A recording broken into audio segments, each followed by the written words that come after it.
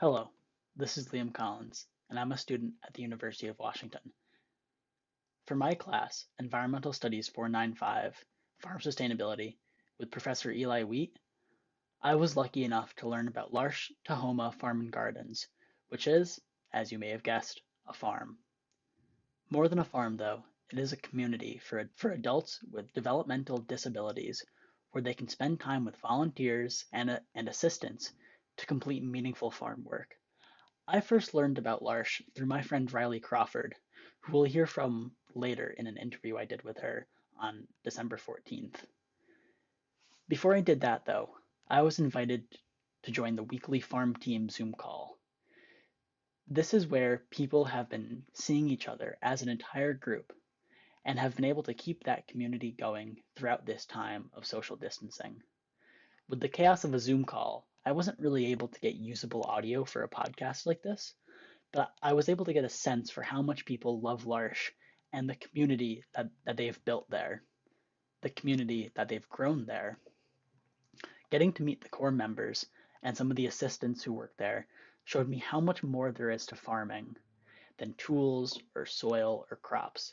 Of course, you can't farm without them either, but you also need people around you who support you and lift you up when farming feels like such an endless series of tasks.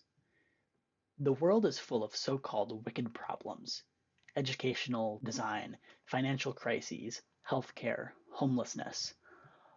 All these problems are so complex and deeply embedded in our society that they're basically impossible to fix. Farm sustainability is one of those wicked problems. You are confined to the acreage on your farm and the soil you have, but you are expected to counteract an entire economic system that is designed for profiting off of unsustainability. No matter how many changes you make, no matter how hard you work, you will never have a fully sustainable farm. That doesn't mean every farmer shouldn't try their damnedest to have one, though. The effort for that can only come when you have a support system around you that lifts you up when you fail and pushes you further when you've already succeeded. Productive agriculture is what has allowed humans to live in societies since we all lived in the Fertile Crescent ages ago. Now it is our turn to remake society, to fashion the dream of a sustainable Earth and the farmers that will power it. Next up is my interview with Rileigh, straight from the L'Arche farm in Tahoma, Washington. Hi, I'm here in a greenhouse at L'Arche. We are sitting in a greenhouse right now with Rileigh. Rileigh, would you like to start off by giving a brief overview of the farm and the home and everything you do here? So L'Arche Tahoma Hope is a community for folks with and without developmental disabilities to live in community together and to work together.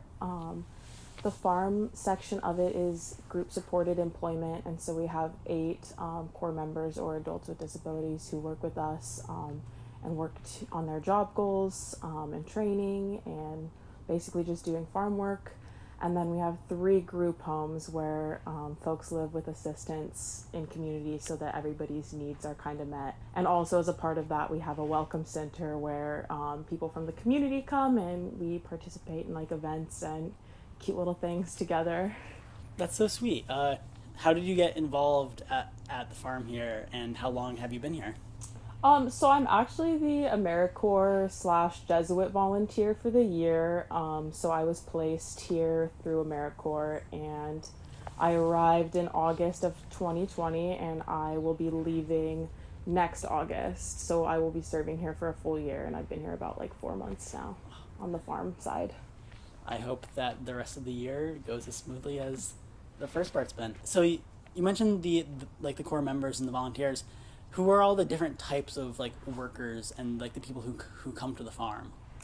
Certainly. So we have assistants who are employees of the farm without developmental disabilities who work on the farm with different job like specifics. And so we have one person who works on just like the employment side of it, and then we have a farm specialist named Jude, and they work with volunteers specifically. And then Hannah is our farm farm supervisor, and so she's kind of in charge of all of the plant and like day-to-day farm stuff. And then we also have a team of 8 core members who come to the farm.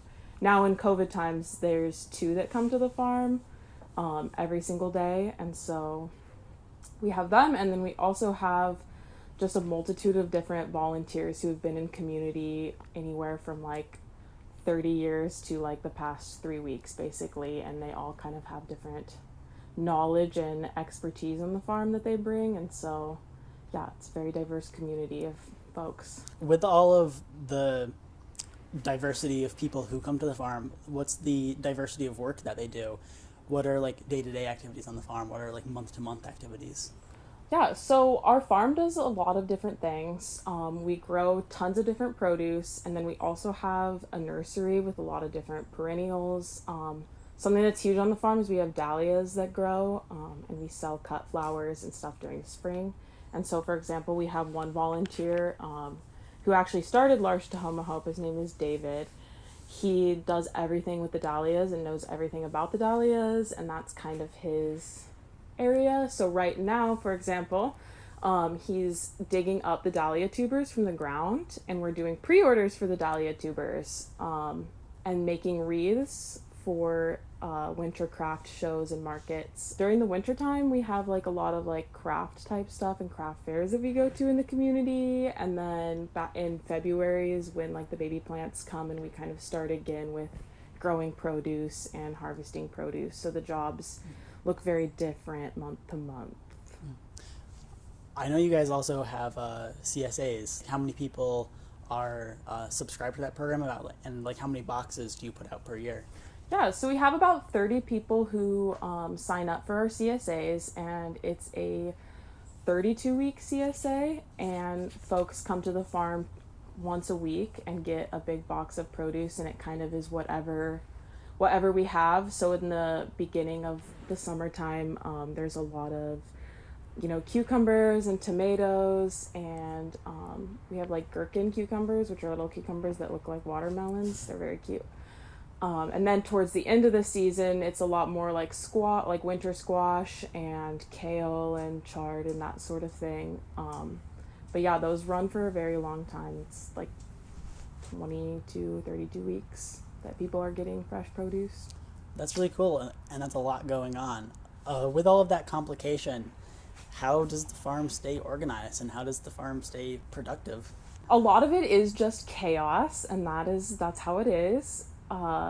It's cool. We have different volunteers every year, obviously, and so I think a huge part of the farm is folks come and they see things and see ways that we can improve and do better, and they like bring that to the farm and bring that to us, and are able to like kind of have that lasting impact on our organization.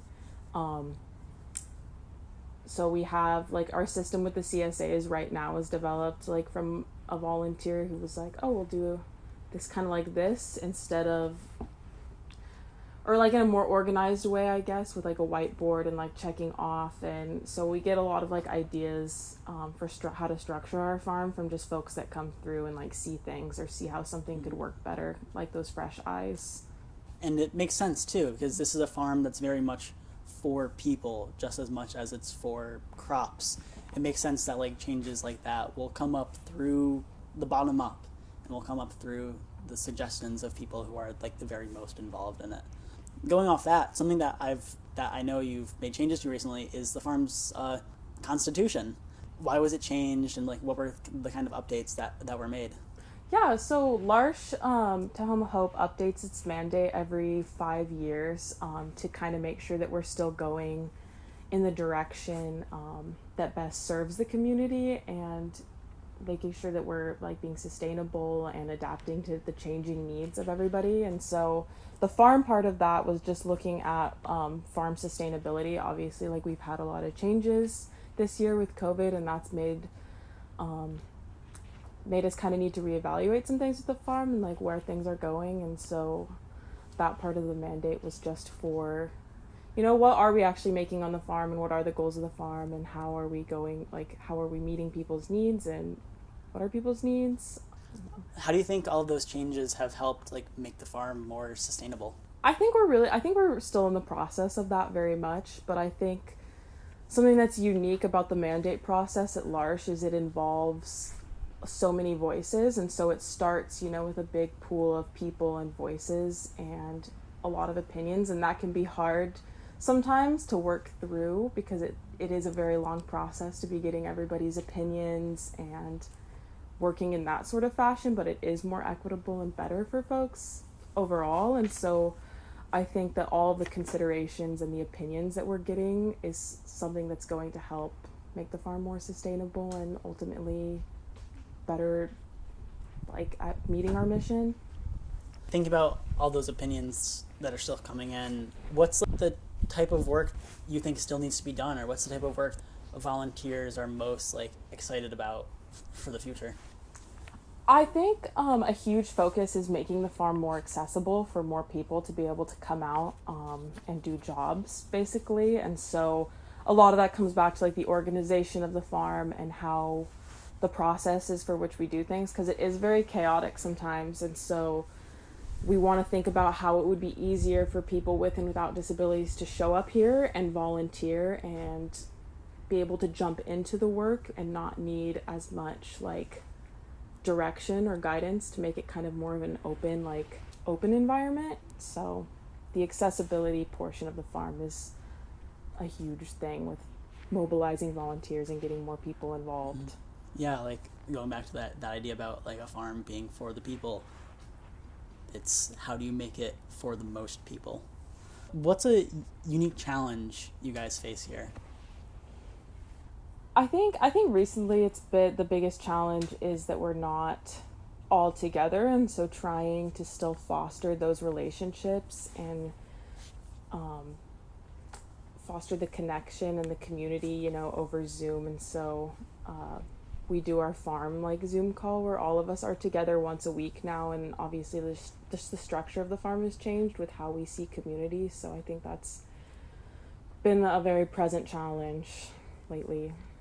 Yeah, like with all of these challenges, what keeps you and everyone else motivated? Like what keeps you showing up to the farm bright and early, 5 days a week? It's obviously it's very beautiful out here, and magical. There's something about just the way the sun hits like the fields, and I think everybody has found like a very um, special place in the farm, very rejuvenating place in the farm. And I think, you know, obviously it's a lot of hard work, and we're out here like working and doing stuff, and I think it's always easy to come to work or to come volunteer, but I think that being outside and working with the plants and the earth is very rejuvenating, at least to me. And I've heard that sentiment from volunteers and workers on the farm as well. That's really wonderful to hear. I feel like we always talk about sustainability as this triangle of social concerns, economic concerns, and environmental concerns. But I feel like you can't really tackle any of those unless you're able to show up every day like with joy and with like happiness to be there, and with like a willing attitude to like make those changes to make the farm like more sustainable. What makes L'Arche like special to you? I don't think I've ever been involved in a community that is so accepting and open before. It's really just changed and challenged me in the ways of like community and being with people and um, having meaningful conversations and listening to people. And so I think um, just the opportunity to be able to grow like this in myself and then have other people grow, it's very unique and it makes it a very special place to me. How do you think that sense of community impacts the sustainability and success of the farm for you? I think because a huge part of what's kept this farm going for so long is there are so many people who are willing to give their time and their knowledge to this farm and have been for so long. And so keeping it going, like these relationships that we're fostering are like very, very important to the sustainability of the farm and holding on to like the knowledge that people bring about the land and growing things. And so I think that's how like sustainability intertwines with like relationships and passing down knowledge and community sort of ideas. That's really wonderful. Rileigh, where can we learn more about the farm and where can we support your efforts? Yeah, so we are on social medias is Large Tahoma Hope, and then our website is largetahomahope.org, and there's a whole farm section. You can check it all out. Um, Are you accepting new volunteers during COVID? yes, we are accepting individual volunteers during COVID, and some groups under 10 can come out and volunteer on a Saturday. And yeah. That's really wonderful. Thank you, everyone, for listening. This has been Liam Collins live from a greenhouse at Larch Tahoma Hope Farm and Gardens with his friend Rileigh Crawford.